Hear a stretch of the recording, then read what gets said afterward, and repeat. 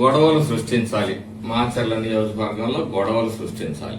ఎందుకంటే గొడవలు సృష్టిస్తే ఒక వర్గం వచ్చి ఈ పిన్నెల్లి రామకృష్ణారెడ్డి ఇంటి దగ్గర కాపలా కుక్కల్లాగా ఉంటారు.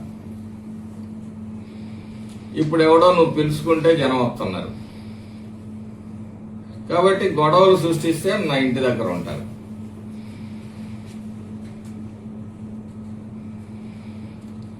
నేను టెస్ట్ ట్యూబ్ గాళ్ళకి బెదిరేవాడిని కాదు.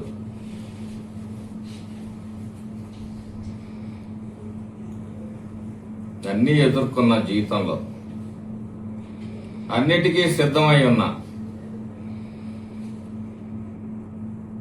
చెప్తా ఉన్నాను, సంయమనంగానే వ్యవహరిస్తానని. ఇప్పుడు ఏదో నా మీద 4 బీరు బాటిల్ వేశారు, నా నాన్న ఏదో అటెంప్ట్ చేస్తారనే దానికి నేను టెంప్ట్ అవ్వను. ఈ పల్నాడుని ప్రశాంతంగానే ఉంచుతాను.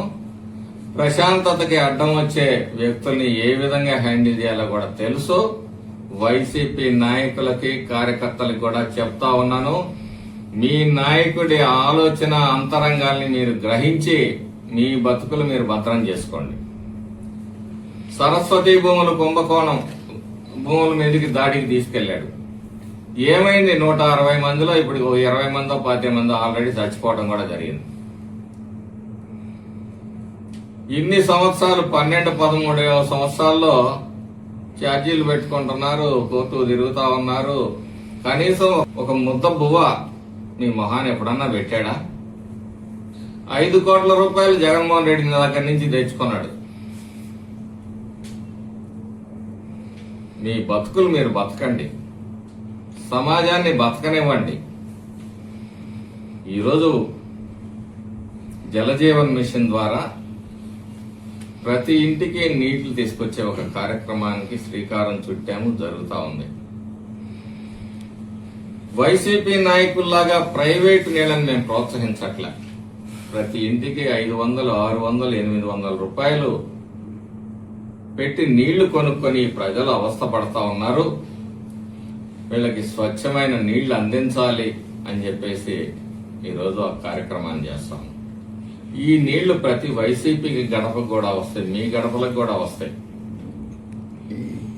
వరికపూడిసెల ప్రాజెక్టు గురించి చంద్రబాబు నాయుడు గారు ఎంత ఖచ్చితత్వంతో ఉన్నారు అంటే, అనంతపురం సభలో గాని ఒంగోలు సభలో కూడా వరికపూడిసెల ప్రాజెక్టు గురించి ప్రస్తావించారు. అనుమతులు రాలేదనే ఒక వాస్తవం కూడా మాజీ శాసనసభ్యుడికి తెలియదు. ఇరిగేషన్ మంత్రులను తీసుకొని వచ్చి ఒక ప్రొక్లైన్ చేసి పల్నాడు ప్రజల చెవుల్లో క్యాలీఫ్లవర్లు పెట్టాడు. ప్రతి ఎకరాకి నీళ్లు పారించకపోతే రాజకీయ సన్యాసం చేస్తానని చెప్పి ప్రగల్భాలు పలికాడు. నేను ఓడిపోతే రాజకీయ సన్యాసం చేస్తానని చెప్పేసి మాట్లాడింది. మరి మగతనం అంటే ఇచ్చిన మాట మీద నిలబట్టాన్ని మగతనం అంటారు. నమ్మిన ప్రజల కోసం నిలబడటం మగతనం అంటారు. మగతనం గురించి పదే పదే మాట్లాడుతూ ఉంటాడు. లోకేష్ని రమ్మను, చంద్రబాబుని రమ్మను, గంటలో ఆయన్ని కట్టేస్తా, గంటలో ఈయన్ని కట్టేస్తానని. అసలు ప్రజలు నీ గురించి ఏమనుకుంటున్నారు?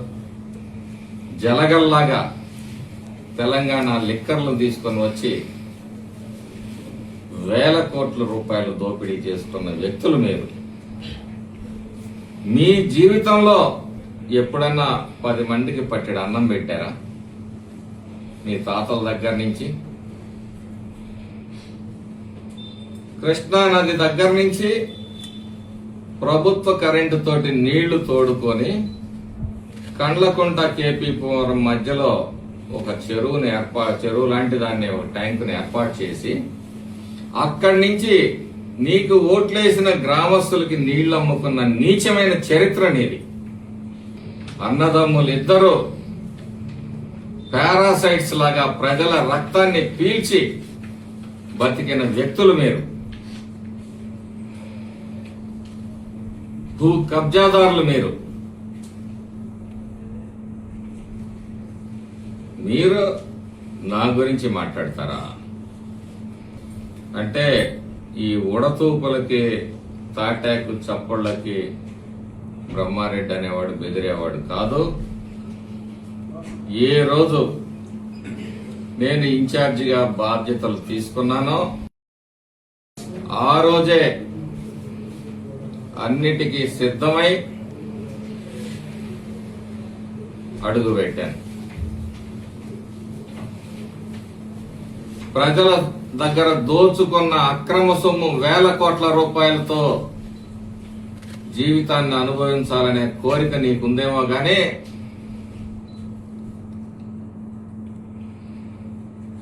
నాకైతే దేవుడు ఏ రోజు మరణాన్ని శాసిస్తాడో ఆ రోజు జరుగుతుంది. నీ పాపం పండే రోజు కూడా దగ్గరలోనే ఉంది రామకృష్ణారెడ్డి.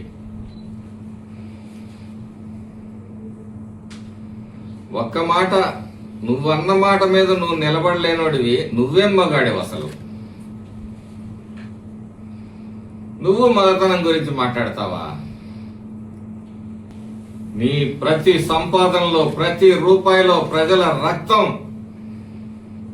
ప్రజల చెమట, ప్రజల ఆవేదన, ఆక్రోశం ఉంది. ఈ రాష్ట్రంలో ప్రజల కళ్ళల్లో ఆనందం చూడాలి, ప్రజల గొంతులు తడపాలి, ప్రజల పొలాలకి నీరు అందించాలి అనే తపనతో మరి రాష్ట్రంలో ముఖ్యంగా మాచర్ల నియోజకవర్గంలో గౌరవ పార్లమెంట్ సభ్యులు లావు శ్రీకృష్ణదేవరాయలు గారు, మేము చంద్రబాబు గారి నాయకత్వంలో పనిచేస్తా ఉంటే ఈ మాచర్లని రక్తసిక్తం చేయాలి అనే విషబీజాలు నాటాలనే సంకల్పంతో నువ్వు పనిచేస్తా ఉన్నావు. ఒక్కటే చెప్తా ఉన్నాం, వైసీపీ నాయకులు, కార్యకర్తలు గుర్తుపెట్టుకోండి, ప్రజలకు మతి మెరుపు ఎక్కువ అనుకుంటున్నాడు రామకృష్ణారెడ్డి. నీ అరాచకాలు, అక్రమాలు, నీ దౌర్జన్యాలు, దోపిడీలు, దుర్మార్గాలు ఈ నియోజకవర్గంలో ప్రజలు మర్చిపోలేదు, మర్చిపోరు. నిద్దట్లో లేచినా అవే కనపడతా ఉంటాయి. సరే, ఎవరు చేసినా ఎలా చేసినా ఈ తాటాకు చప్పుళ్ళకి, ఈ రఫా బ్యాచ్ కి బెదిరేవాడు కాదు బ్రహ్మారెడ్డి.